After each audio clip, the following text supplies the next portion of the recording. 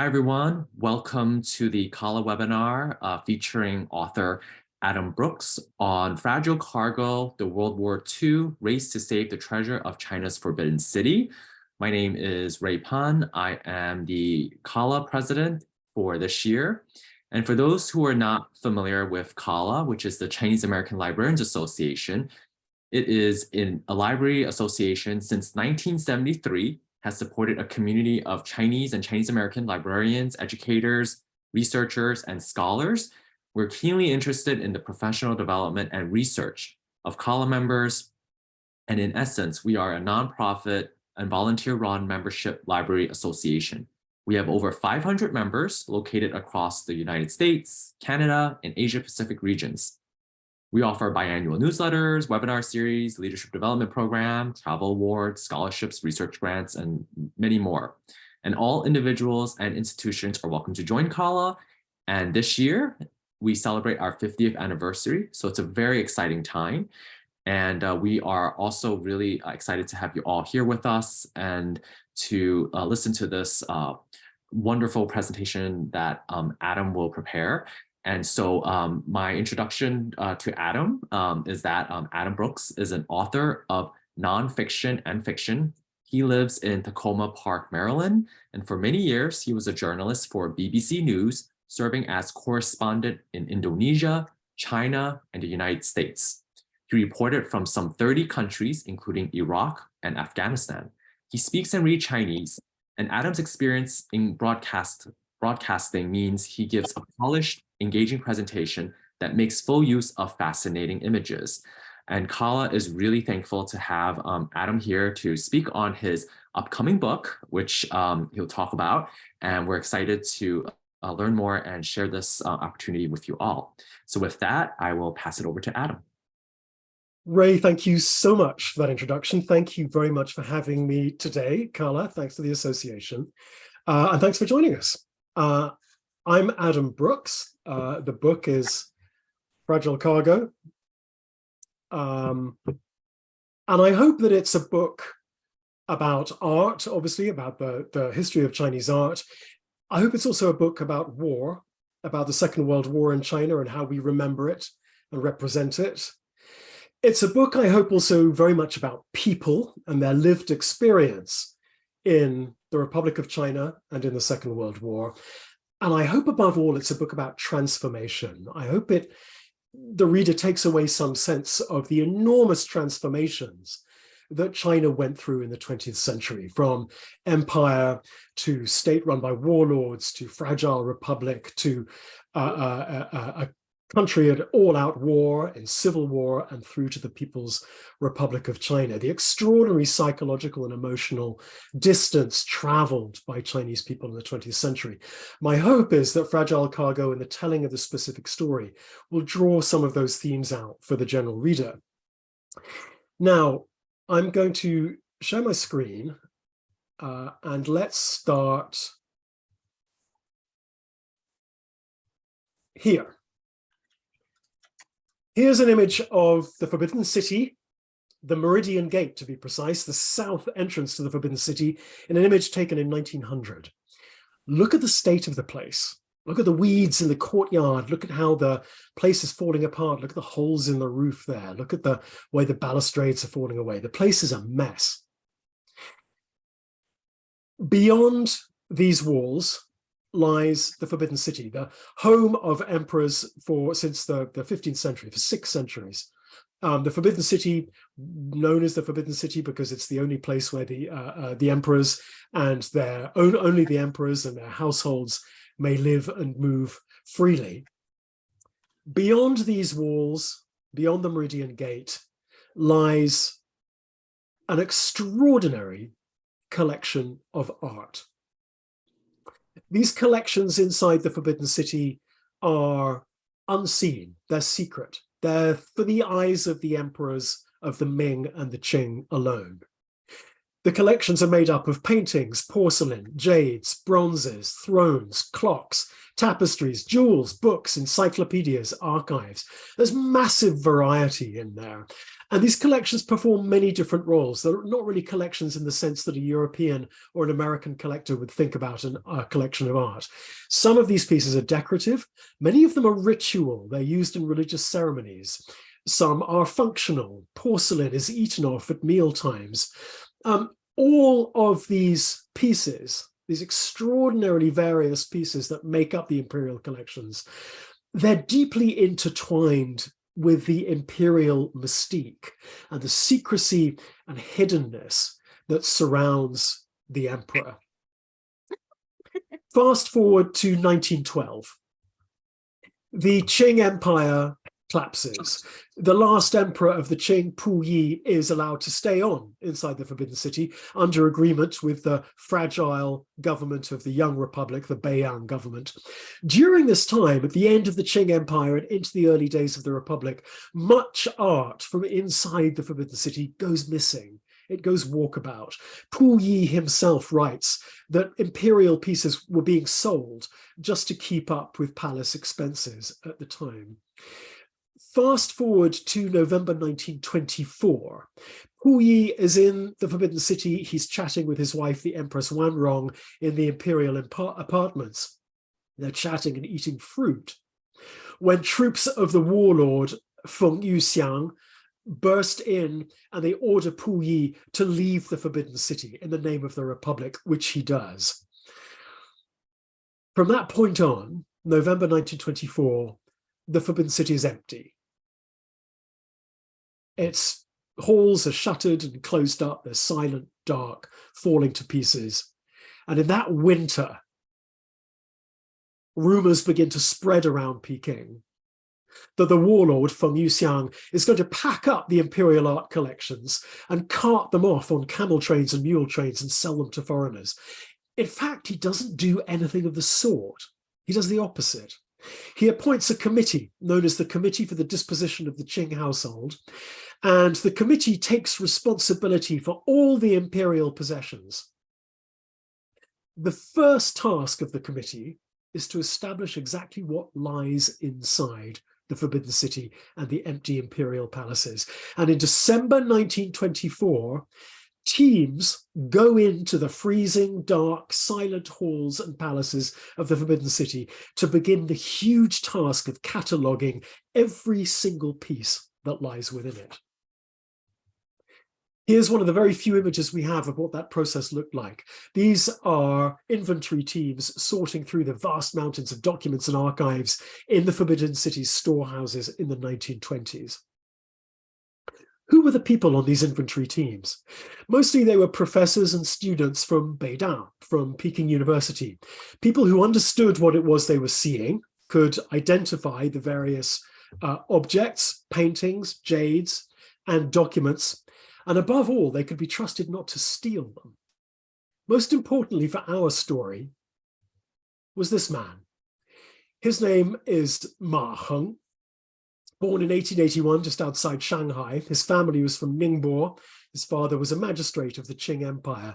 An excellent student as a young boy, fascinated by classical Chinese learning, by the cutting and art of seals, and collecting and classical inscriptions. At the age of 21, he marries into a very rich family in Shanghai. And he becomes a director in the family businesses of hardware stores, banks, silk factories, and match factories in and around Shanghai. He becomes a very wealthy man. His character was that of a very reticent, retiring man, a very meticulous man, rather fastidious. Throughout his time as a businessman, he always carried on his fascination in collecting and in classical Chinese scholarship, in the Jinshu classical antiquarian tradition of Chinese scholarship. In 1917, when he's in his mid-30s, he decides to make a change. He decides to become a classical scholar full-time, and he moves to Peking, and he joins the faculty of Beidang, of Peking University. He's on those inventory teams that go into the Forbidden City in 1924. And he goes on to play a central role in the story that I'm going to tell you. So those infantry teams in the freezing winter, 1924-25, what did they find in the Forbidden City? Well, the catalogue that they came up with ran to 1.17 million objects and texts, 28 volumes of catalogue. They found paintings, hundreds, thousands of masterpieces of classical Chinese painting. Paintings like this one. This is called Early Snow on the River, Jiangxing Chuxue, from the Southern Tang dynasty, the latter part of the 5 dynasties and 10 kingdoms period in the 10th century, painted by a student called Zhao Gan, a long and beautiful hand scroll. Ink on silk with a little pigment, fantastically fragile.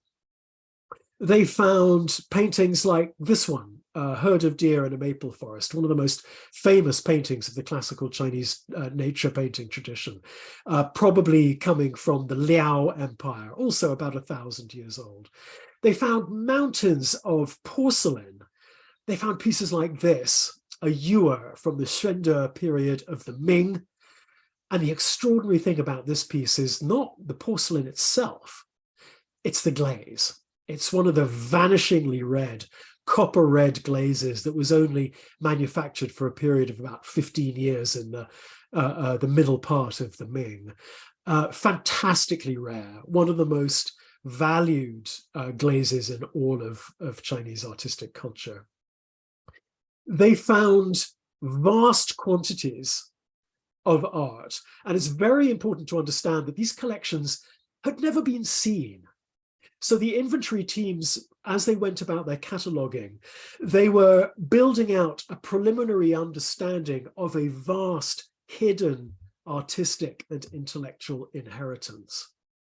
One of the curators on the teams at the time, a young man named Zhuang Yan, who was a student of archaeology at Beida, wrote that the cold in those halls and the darkness was intense. But what drove everybody on was the pure joy and fascination of being the first to find out how life in the imperial court of the Qing and the Ming had actually been lived, what it was really like. Here's another illustration of Ma Heng in a beautiful portrait drawn by the artist Xu Beihong. Ma Heng goes on to play an important role in 1925, the next year, in the establishment of the Palace Museum, the Gugong, which will live inside the Forbidden City and take charge of all the art collections within it. The Palace Museum opens on National Day, October 10th, 1925. So by this time, the antiquities within the museum have undergone a transformation. They're no longer the private secret hoard of emperors. They've become national objects, the property of a young nation state. And their role is to educate the public and also, I think, to generate a sense of national identity and shared national history among the citizens of a new young republic. By the late 1920s, Ma Heng, now in his 40s, is a successful scholar. He holds a post in the Antiquities Department of the Palace Museum and a post at Peking University. And the museum is as flourishing, as close to flourishing as it can possibly be. And then the story completely changes. 1931, Japan takes Manchuria. 1932, fighting breaks out in Shanghai. Shanghai is bombed by the Japanese Imperial Navy. It's the first time you've seen protracted aerial terror bombing against a civilian Chinese population. This is a very famous image of Chinese troops fighting Japanese Marines in the center of Shanghai in 1932. This battle in Shanghai prefigures the entire Second World War. It's a vital piece of military history, which is often overlooked. And crucially for our story, during this bombing in Shanghai in 1932, Japanese bombs hit a building known as the Commercial Press and its library, a building known as the Oriental Library. And hundreds, if not thousands, of documents and texts and paintings and objects are smashed to pieces, burned, go up in smoke. People realize the damage that aerial bombing can do, not just to civilian populations, not just to urban infrastructure, but to culture and to society. It's becoming clear for the first time that this new form of warfare poses a profound threat to culture and to national patrimony. 1933, the Japanese move out of their positions in Manchuria. They move down to the Great Wall. They take Ruhe province and they take the city of Shanhai Guan. And the Japanese army by early 1933 is now only a few hours by road from Peking. In 1930, some point in late 1932, the decision is taken by the Palace Museum's board of directors in consultation with the government of the Republic that to safeguard the imperial collections, they must be evacuated from Peking. The packing gets underway in late 1932, the packing of the finest, most irreplaceable pieces of the imperial collections inside the Forbidden City. The museum buys in thousands upon thousands of wooden crates and cotton wadding and paper, heavy paper, hemp cord, and after several false starts, they start to pack. This is one of the few images we have of the packing process. The packing process is absolutely central to the story. The curators know as they begin packing, Ma Heng knows that if they don't get the packing right, they will destroy the collection once it begins to move. The packing runs to 28,000 pieces of porcelain, 8,000 paintings. The antiquities department alone of the Palace Museum, one of 4 departments, packs 63,000 items. All told, the number of wooden cases packed by the Palace Museum and a few other institutions in central Peking comes to 19,557 cases. As a kind of shorthand number, it's very difficult to calculate exactly how many objects and texts were packed, but as a kind of shorthand number, I think we can talk about 250,000 pieces. It's something about a third of, between a quarter and a third of the entire imperial collections gets packed in these 20,000 wooden cases, as far as I can make out. The evacuation of these 20,000 wooden cases packed with the central parts of the imperial collections gets underway in early 1933. Here are cases waiting for evacuation from the Forbidden City. Their destination to start with is Shanghai. Bizarre choice if you think about it, given the city's just been bombed. Here, the museum hopes the cases will be safe if they are stored in the foreign concessions, the French concession and the international concession. The director of the Palace Museum, Ma Heng, oversees a highly disorganized and troubled effort to get the cases to Shanghai. But by mid-1933, they are in the French concession of Shanghai and piling up thousands upon thousands of cases in a disused hospital on the Rue Montauban in the French concession. Ma Heng oversees the construction of what he hopes will be a permanent home for the collections in Nanjing, at the Chaotian Palace complex.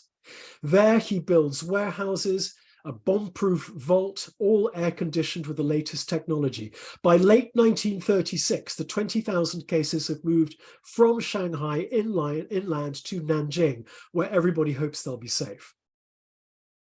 In 1937, all-out war breaks out between Japan and China. After heavy fighting in Shanghai, the Japanese begin their advance through the mud and the autumn rain towards Nanjing in late 1937. At this time, November 1937, as the Japanese approach the walls of Nanjing, here you can see Japanese infantry just approaching the outskirts of Nanjing. 19,500 cases of art are still in Nanjing, sitting there in the purpose-built warehouses. As the Japanese approach Nanjing, the museum finds itself trying to evacuate nearly 20,000 cases from Nanjing and has only weeks to do it. The museum commandeers trucks, hires hundreds of porters, takes over locomotives and rolling stock. They hire Yangtze River steamships. In late November 1937, porters load the cases aboard trains and steamships day and night. Japanese bombers are pounding the city. The docks are overwhelmed with refugees. It's an awful moment, but the curators managed to get 17,000 cases out of Nanjing. The last cases leave Nanjing just 10 days before the Japanese take the city with everything that was to follow. Now this huge journey begins in earnest. 17,000 cases begin their journey to safety and sanctuary in the far west of China. They go in 3 groups. The first route is known as the southern route. 80 cases, just 80 cases, but they contain some of the rarest and most irreplaceable pieces of the collection as judged by the curators at the time. These cases go by steam from Nanjing. They go by steamship in late 1937, all the way up the Yangtze River, then south by train to Changsha, where they're stored in a university library. After that, they're taken by truck all the way down south into Guangxi province, then all the way up into Guizhou, where they arrive by the middle of 1938. The museum has found a cave in the town of Anshun, just outside Guiyang, which is sufficiently dry and sufficiently large, they think, to store these 80 cases. And the cases will remain in this cave, overseen by the young curator Zhuang Yan and his family, and guarded by a company of troops for 6.5 years. The second group of cases to leave Nanjing in late 1937, just as the Japanese are approaching, goes by steamship up the Yangtze River. This is known as the Central Route. This was 9,361 cases of art. Steamships take it all the way up the Yangtze River, first to Wuhan, then on up to Yichang. Then they have to go up through the 3 gorges, then up to Chongqing, where they are by May 1939. The bombing of Chongqing begins. The cases are no longer safe there. They're taken on to temporary storage again up in Yibin. Every time the cases get moved from one city to another, they have to get stored in temporary warehouses, all of which are vulnerable to damp and to fire and to bombing, and especially to insects, to moths and to termites and infestations. So whenever the cases move, they're fantastically vulnerable. Whenever they're taken on and off ships, they're vulnerable to rain and wet. Many cases are getting saturated at this point. They're getting texts and paintings are getting damp. In Yibin, the cases get stuck because their final destination is just outside the town of Leshan. But to get there, they have to go up the Min River, and the water levels on the Min River in the summer are too low. There are too many rapids and rocks and shoals. So the cases get stuck in Yibin for months while they wait for the water levels on the Min River to rise. Finally, they do. And in the summer of 1939, they get shipped to Leshan. And then from Leshan, they go by bamboo raft up a smaller river known as the Dadu. And they end up in a little village called Angu, just outside Leshan, where more than 9,000 cases will be stored in temples and disused ancestral halls. And they will remain there for 7 years under the guard of curators and soldiers. It takes 1.5 years, that journey. The last group of cases to leave Nanjing in the summer, the late November 1937, go by train. They go back to Suzhou the way they've come, and then they take a train west into Shanxi province to Baoji. From here, the cases are deemed to be unsafe again. Baoji is being bombed. The Japanese are advancing along this axis too into West China. So the cases are put aboard trucks And in the winter of 1938-39, they have to make the journey over the Qinling Mountains, which is the highest mountain range in China outside Xinjiang and Tibet. It goes up to 12,000 feet. The roads are icy switchbacks. There are rock falls. There are drifts of snow. It's a horrific journey. They come down into Hanzhong in early 1938, and then the journey just gets more miserable as they drive on down towards Chengdu. All the bridges are out. Every stream, every river that they go across on this stage of the journey has to be forded on bamboo rafts. Not only is this incredibly dangerous, but it's terribly slow. Trucks have to nose up to the river. They drive onto these bamboo rafts. These are trucks rented by the Forbidden City, by the Palace Museum, loaded with cases full of art. Then these rafts are poled across the river by boatmen using these bamboo poles. It's agonizingly slow. It takes months to get the cases across these rivers and down to the city of Ermei, where they are stored in disused temples, just at the foot of Ermei Shan, the great Buddhist mountain. Here, 7,500 cases will wait out the Second World War.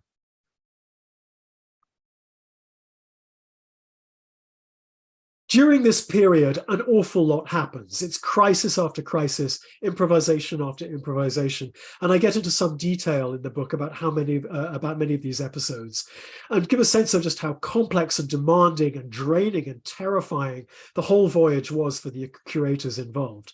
Japanese bombing was everywhere. Disease was a huge concern. Venal steamship owners, corrupt military officers, war profiteers, scammers, con artists. Our curators have to deal with all of them. And the one constant for the curators is fear, not just fear of a violent death, but fear of failure, fear that the collections of art in their charge will be lost or bombed or broken or stolen. And they know that the shame and the disgrace that will follow them will be extreme. By the end of 1939, the cases are about as safe as Ma Heng thinks they can be in Sichuan province and Guizhou province. There they will remain for the rest of the war. Ma Heng waits out the war and tries to run the Palace Museum as best he can from the wartime capital, Chongqing, where he endures the terrible bombing. His wife has remained in Shanghai. He never sees her again. She dies in 1940.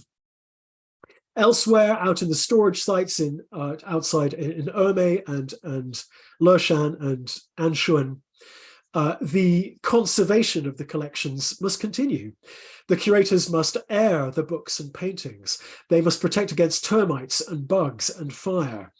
An enormous amount of work. The curators write in their memoirs about how they spent hours every day on their hands and knees, literally crawling between stacks of cases, searching for termites to make sure that the cases are not being eaten up from the inside by bugs. Pests and infestations were a huge preoccupation for them. A very important thing that comes to light during these years while they're in storage here that we can really learn from, Ma Heng gives us a strong sense in his reports of this time of the role that inflation played in the Republic. Ma Heng really gives us a sense of how serious this was. He tells us that the cost just of lamp oil to light the lamps in the storage facilities, the cost of lamp oil rises by a factor of 40 in 2 years. The price of food is going up by a factor of about 12 or 14 times each year. Stationery, pens and papers are extremely hard to come by. Their prices are going up ridiculously. Anyone on a fixed income, like a curator for the Palace Museum, discovers that their salary is worth nothing anymore. They can't afford to live. They're plunged into penury.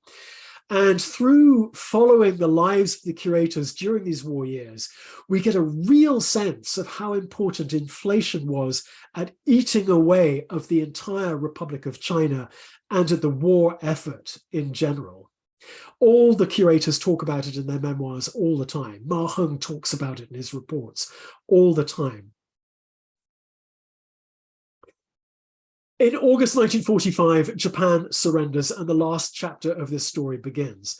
The more than 17,000 cases stored in Sichuan and Guizhou now have to make the whole way back, the journey the whole way back to eastern China, back to the purpose-built warehouses in Nanjing, hopefully with a view to returning to their home in the Forbidden City in Peking.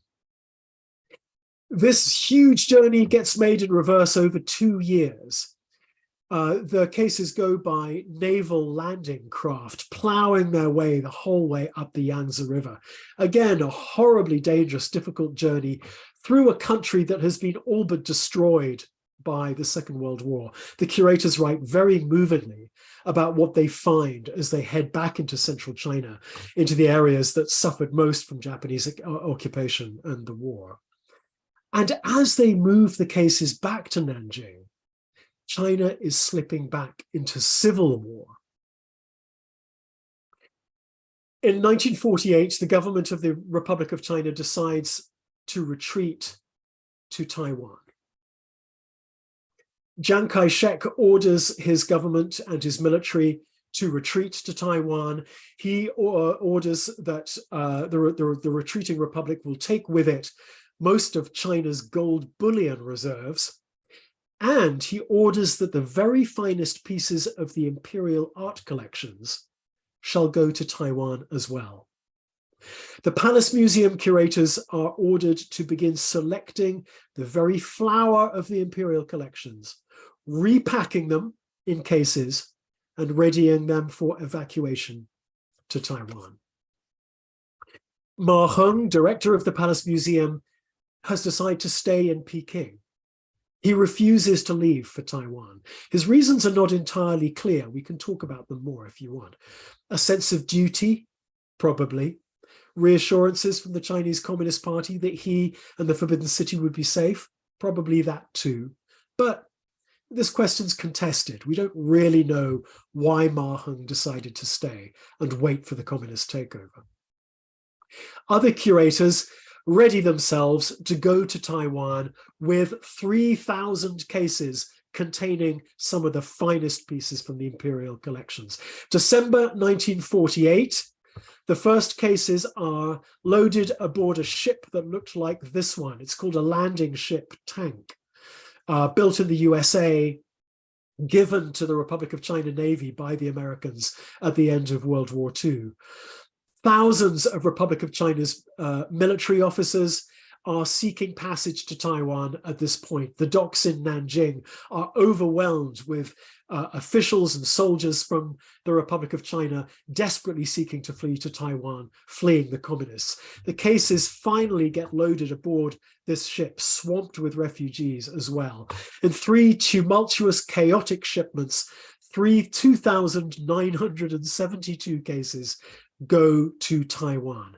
20,000 pieces of porcelain, hundreds of the most important paintings in the imperial collections, 150,000 volumes of rare books, thousands of works in jade, most of the Qing archive, imperial archive.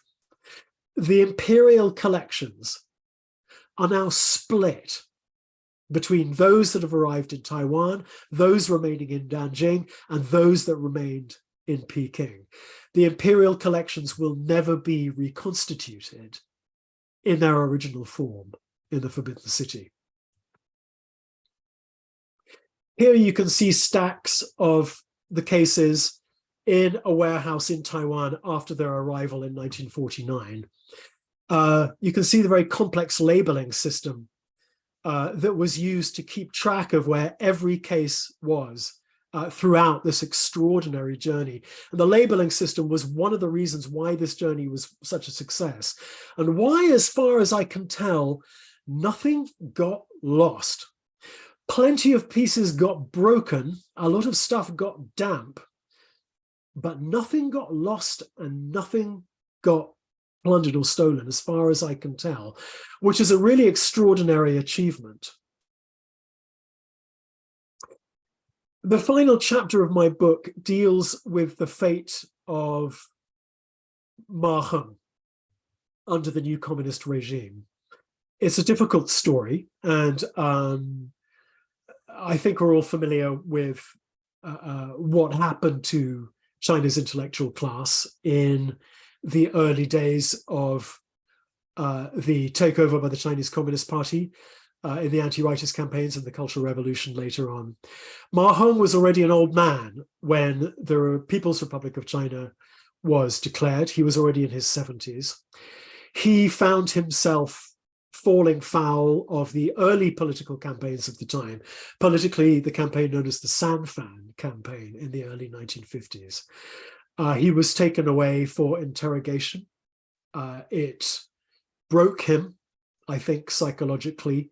He ended his days withdrawn, depressed, dejected, very silent. It's a difficult and rather sad story. The story in its larger context, I hope, is a story about Ma Heng and the other curators who saw the imperial collections on this extraordinary journey. I hope it's also a story about nationhood and the way that a generation of Chinese people tried to build. They felt that they were trying to engender a sense of nation through fostering a sense of national culture and shared national history that some historians will argue imperial China never really possessed. And the role that the imperial collections and the Palace Museum played in trying to build that sense of a shared single national culture, of a shared Chinese-ness. I hope it's also a story about the Second World War in China and an invitation to the reader to maybe reconsider the scale and the scope of the Second World War, and perhaps to become a little more alert to the variety of stories and lived experience of the Second World War. And with that, I'm going to leave it there, and I will hand it back to Ray. And if there's anything you want to pick up on from the story itself, or the writing of the book, the research that went into it, or the process of publishing it, I'm very happy to talk about all of those things. And thank you so much for listening. Yeah, thank you so much, Adam. Everyone, please join me in thanking Adam for this wonderfully visually powerful presentation. It was such a joy to capture what you sensed were really, really sort of ironic, but also like really really fascinating. So I just want to encourage folks. As I was listening to Adam, I actually was able to get a copy to be sent to my public library that I'll be able to catch later. And there's also an audiobook version. And I was listening to it while you were presenting and also listening to it for a second, but that wasn't your voice, right? For the audiobook? It was actually, yes. Okay. So yeah, check out. Yeah.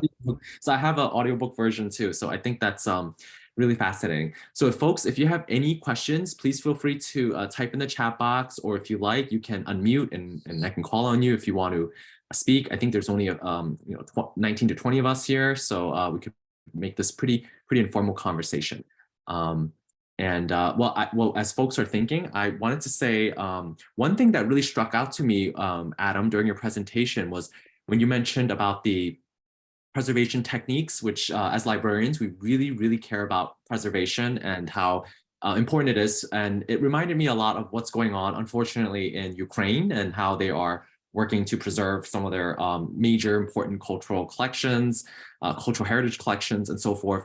But the part that really struck to me is when you made a reference to, say, the bamboo raft, where they were like using the bamboo raft. And then I just wanted to ask if there's something more you could share about that part. I go into quite a lot of detail in the story, maybe a little bit too much detail, about the challenges that the curators faced with the conservation aspect of it. The first side was the packing, and the story of the packing is just remarkable. The way that they tried to figure out how to pack, the expertise that they had to bring in from commercial art dealers in figuring out how to pack very delicate pieces. They went to Liulichang, the arts district, the antiques district of old Peking, and they went to really ruthless and unprincipled art dealers who'd been exporting China's patrimony for years and years and years to Europe and Japan in order to ask them, how on earth do you take these priceless Zhou bronzes and pack them in a way that is going to preserve them over years and years of transit? We go into stories about how many of these cases got wet while they were on the rivers, and emergency acts of conservation by the side of the river, literally taking cases off these boats, off these rafts, opening them up by the riverside and hanging up paintings in the trees to allow the breeze to play on them, to dry them off and to blow away the spores that can cause mold, opening up priceless books from the Ming and the Qing in order to try and dry out the leaves so they didn't stick together. I go into quite a bit of detail in just the sort of awful disasters that befell some of these trucks and the cases while they were on their way. There was a moment in Chongqing where they started storing cases in an old disused opium warehouse in the middle of the city. They started stacking up cases in there for temporary storage, but nobody had checked the floors, and some of the floors were rotten. And as the cases piled up, the floors gave way and dozens of cases smashed through the floors and fell down into the basement and shattered in the basement of this warehouse. And dozens of pieces of porcelain were broken at the time. And the guy who is the chief chronicler of this entire journey, who was a curator named Ouyang Daoda, who wrote a long, very detailed account of everything that took place. He actually tabulates every single piece that got broken along the way and tells you how it got broken.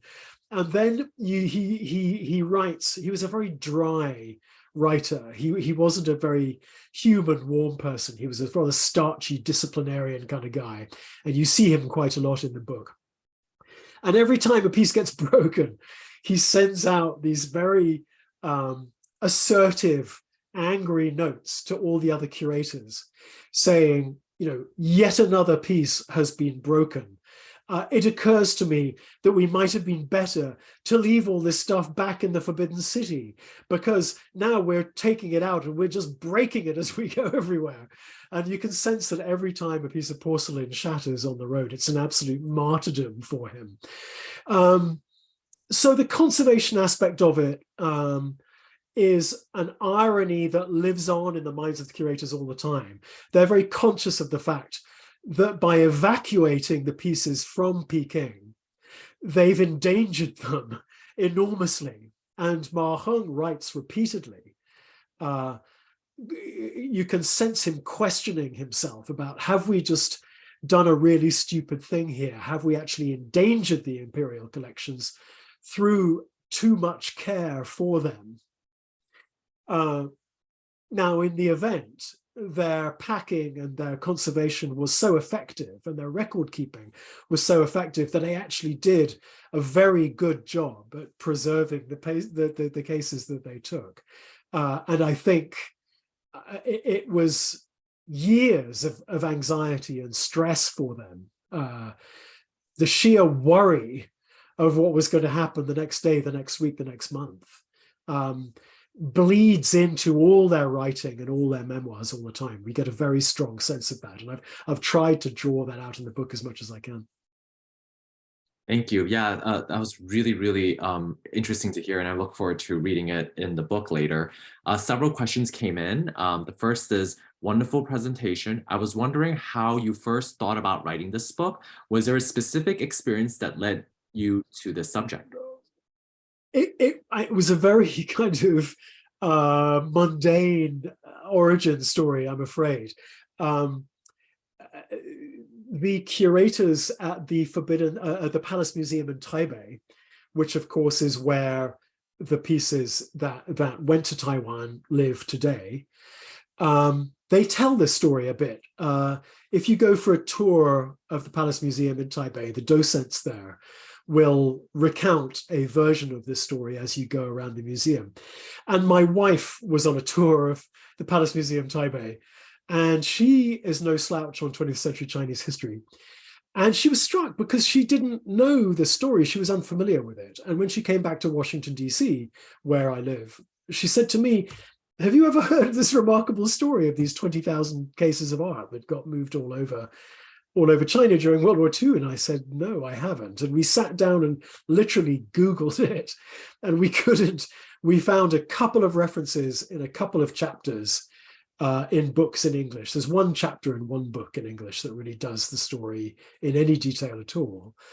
And there was no full telling of it. And as I dug a little deeper into it, I realized that there was a lot of primary source material coming out in Chinese, purely by coincidence, that nobody had read in English at the time. So a lot of stuff was getting published inside the People's Republic of China, which nobody had seen in English before. So there was an opportunity here to try and do a full telling in English.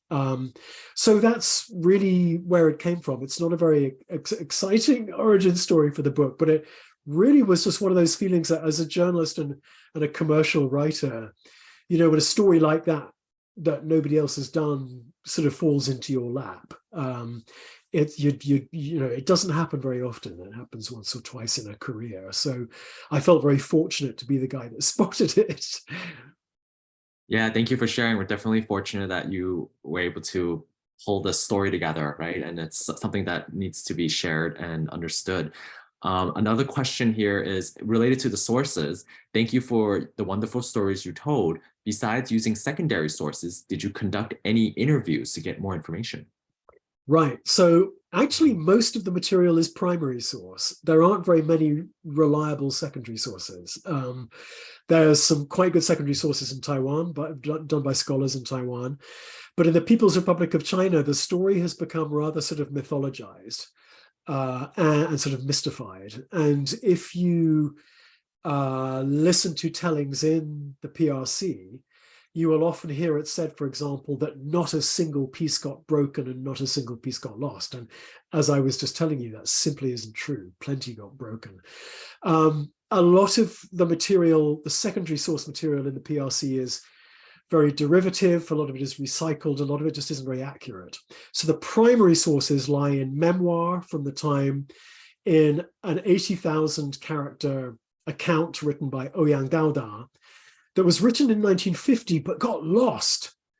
And it was only found again, sitting on a shelf in a storeroom in the Forbidden City. The original handwritten manuscript was only found again in 2006, and it was only published in 2010. So that was one of the primary sources that I realized nobody had seen in English. Aside from that, the #2 historical archive in Nanjing started publishing documents from its collections, original documents, particularly a series of reports written by Ma Heng, the director of the Palace Museum, to the museum's board of directors. And that comes to about 50 pages of absolutely crucial primary source material, laying out the whole chronology of the story and key stuff about the finances and logistics of the whole operation. So those were my sources, and they're primary rather than secondary sources. I did 2 interviews with eyewitnesses. One was with the son of the curator Zhuang Yan, who lives in Taipei. He's a wonderful man named Zhuang Ling. He's a professional photographer. He was a child when all this happened, but he accompanied his father with the cases the whole way to the west of China. And as a young boy, he lived in wartime Sichuan. And I was able to interview him about life in rural Sichuan and about his parents. So the chapter in the book that deals with life in wartime Sichuan and this kind of texture of life, how people lived, what they ate, what the daily life of the curators was like in wartime. A lot of that comes from my interview with him. And there was one other wonderful interview with a man named So Yu Ming, who was a curator himself at the Central Museum in Nanjing, who helped accompany the cases from Nanjing to Taiwan in 1949, early 1949. And when I interviewed him, he was already 100 years old, but he was still very compos mentis, and his memory, his long-term memory was still intact. Sadly, he's passed away since then, but I was able to actually talk to one eyewitness curator. And so both those interviews made their way into the book. Yeah.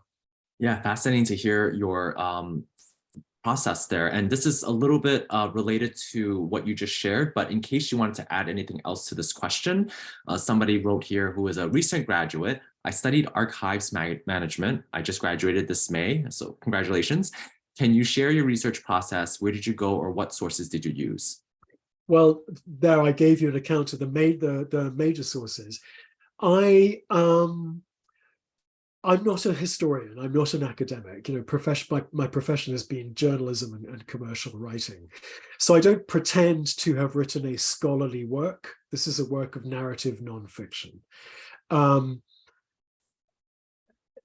I did not spend significant amount of time in archives. Most of the archival material is in the People's Republic of China. It's very difficult for someone like me, who does not have a university affiliation, to get access to archives in China. Because I was a journalist in China, it's also very difficult for me to get a visa to go to China. So it was always going to be hard for me to do original research in Chinese archives. I made multiple trips to Taiwan, where the Palace Museum Taipei was fantastically friendly and open and incredibly helpful. And they put me in the direction of all sorts of sources, and their archivists and curators talked to me very happily about everything that they knew. That was a wonderful experience. Mostly, as I say, the research process was simply wading through a lot of primary sources. I read Chinese. I don't read it quickly. I'm quite a slow reader.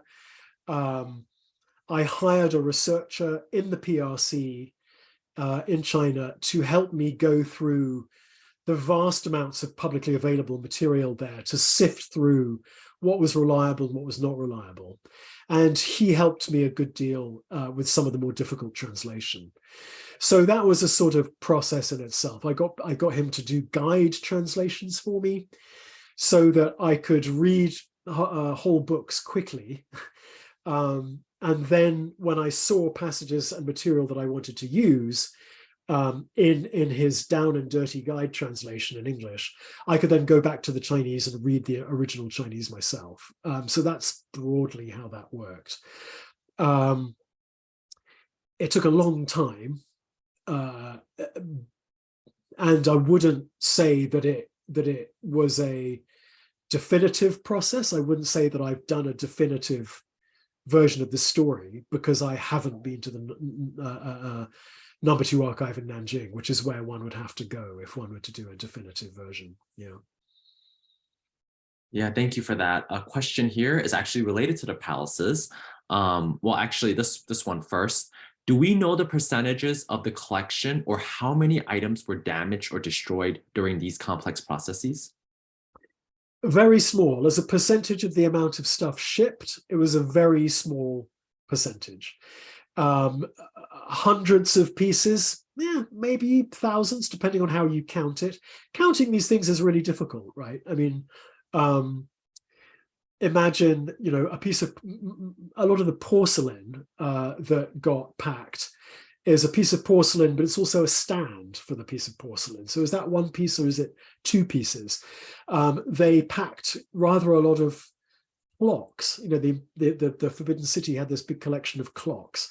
So if you pack a clock, you pack the clock, you pack its stand, you pack a big glass dome that covers the clock, you pack the keys that you use to wind the clock and the tools you use to maintain it. How do you count that? Is that one piece, or is it 6 or 7 or 8 pieces? An encyclopedia, is that one thing, or is it hundreds of volumes?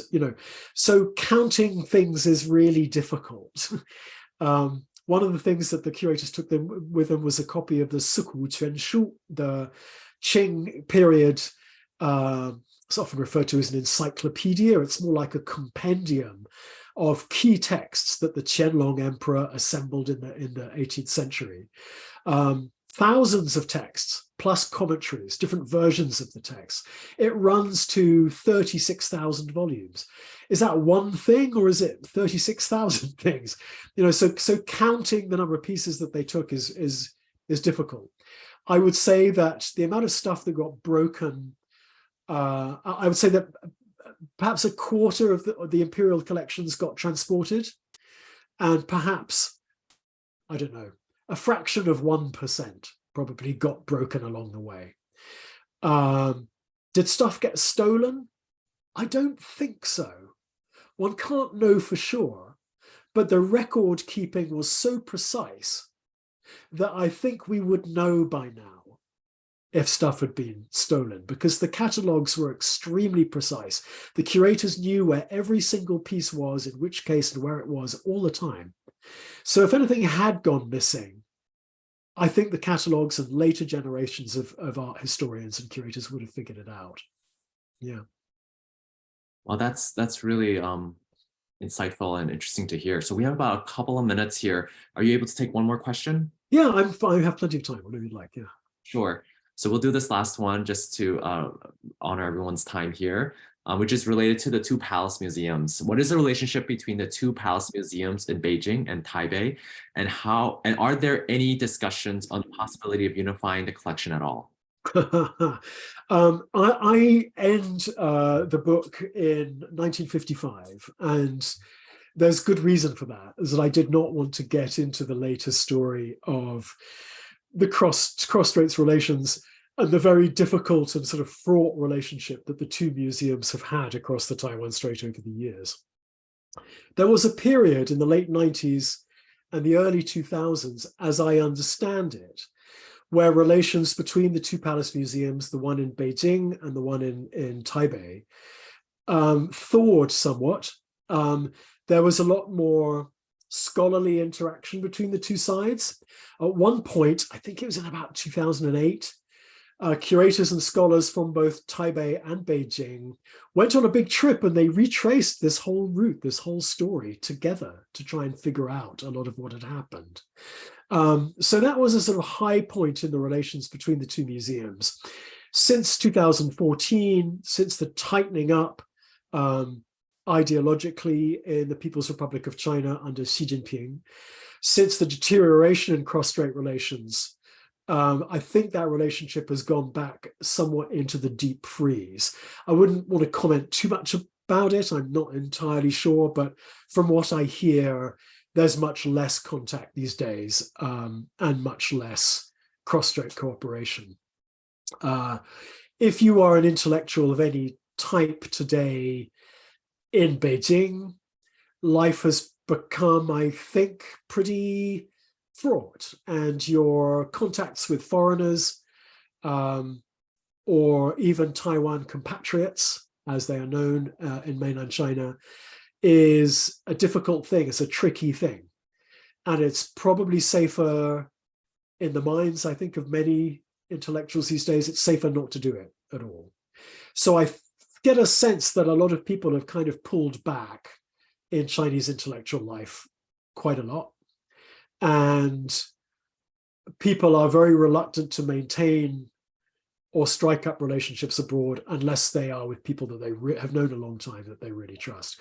So I get the sense that the two museums are somewhat back in the deep freeze. And, the Palace Museum in Taipei has its own problems,